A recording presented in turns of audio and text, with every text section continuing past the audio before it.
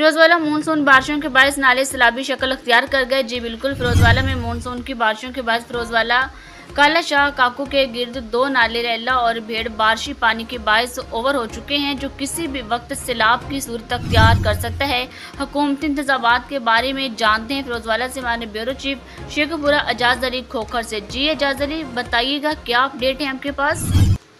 जी बिल्कुल, फिरोजवाला मानसून की बारिशों की वजह से राना टाउन के करीबी दो नाले, एक को लेला और दूसरी को बेड़ कहा जाता है, जो कि अपनी कैपेसिटी से ज्यादा भर चुका है, जिसकी वजह से इलाका मकीन और इर्द गिर्द के जो मोहल्ले और आबादी है उनको सैलाब का एक खदशा है।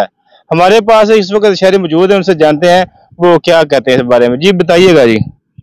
जी, इस टाइम आप देख सकते हैं कि ये लेला भेड़ है और ये मानसून का जो तीसरा स्पेल शुरू हो चुका है वो आपने देखा है, उसकी वजह से ये ओवरफ्लो हो रही है। और जो हमारी आबादी है यहाँ पर, साथ जो मुल्हिका मकानात हैं वो शदीद ख़तरे की जद में हैं, और जो मकानात नीचे हैं, कच्चे मकानात हैं और गलियों से ज़रा नीचे हैं, उनमें पानी दाखिल हो चुका है। मगर यहाँ की इंतज़ामिया इतनी नाअहल है कि उन्होंने आकर अभी तक किसी किस्म की भी हमें कोई सहूलत वगैरह जो सी है ना वो तिब्बी इमदाद मुहैया नहीं की, और आबादी को किसी किस्म का कोई तहफ़्फ़ुज़ जो है ना वो फराहम नहीं किया।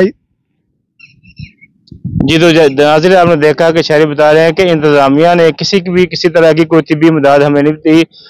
इससे पहले कोई हादसाती वाक़या पेश आए, इंतजामिया से गुजारिश है कि वो इस पर ज़रा गौर व फिक्र करे। जी।